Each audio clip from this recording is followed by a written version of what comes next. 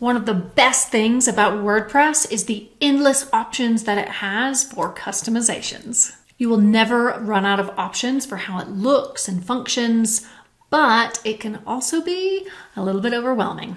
In this video, I'm going to give you some tips on how to choose the right theme for your WordPress website. Hi, I'm Julia Taylor, CEO and founder of GeekPack. Okay, WordPress themes. Let's start with what they are. A theme is a folder of files of graphics and styles and code that all works together to change the overall appearance of your website. Or in simple terms, imagine that a theme is like an outfit that your website wears. One day it might be wearing a black suit, and then another day it might be wearing a pink polka dot dress. It's still the same website, it just has a different outfit. A theme is what controls the look of your website. It does not control the content. So here's an example. We have one theme on the left and you can see the title and the images and the colors, etc. Now here's the exact same website on the right, but it's using a different theme. Notice how it still has the same title and images? There are thousands of themes. Some are free, some are paid, some you can find in the WordPress theme directory, and some are sold individually. It's so easy to see why people get so overwhelmed because there are so many choices. So now let's go into how to choose the right WordPress theme. First up, I want you to determine your goals. What are you using your website for? Is it a blog? Maybe you need a magazine style layout so people can easily view all of your blog posts. Or maybe you're starting an online store.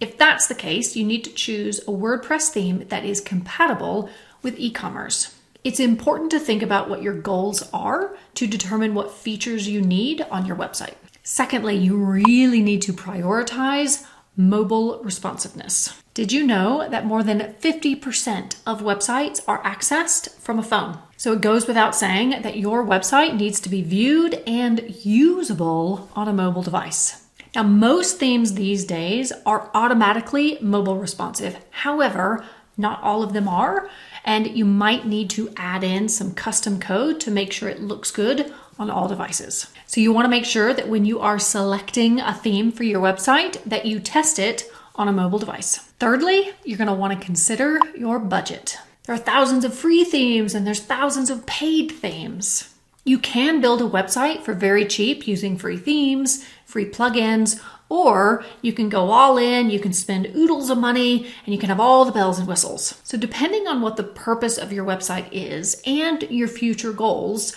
you really want to think about what your non-negotiables are and how much you're willing to spend on it. Yes, a website is an investment, but you can start small. As I mentioned, there are plenty of free themes out there and you can build a really nice, polished, professional website. But keep in mind, one of the key downsides of using a free theme is the lack of support. Paid themes will generally have dedicated support. So if you have an issue or a question or a bug, you can go to them. Free themes, however, typically don't have this option. However, there's a lot of resources out there, so with a bit of digging, you might be able to find the answer. And lastly, how unique do you want your website to be? With a bit of coding, you can customize any theme out there, but if you don't have that coding knowledge, then you're really kind of stuck with what the theme offers. Now, it goes without saying that most free themes have less options for customization and for changing the design around. But if you're happy with that, no problem. But if you really want to take your website to the next level, then a paid theme is probably best. So where can you find themes? First of all, WordPress has their own directory of themes that you can install with one click. I use and recommend StudioPress themes. Now these are premium paid themes, but trust me,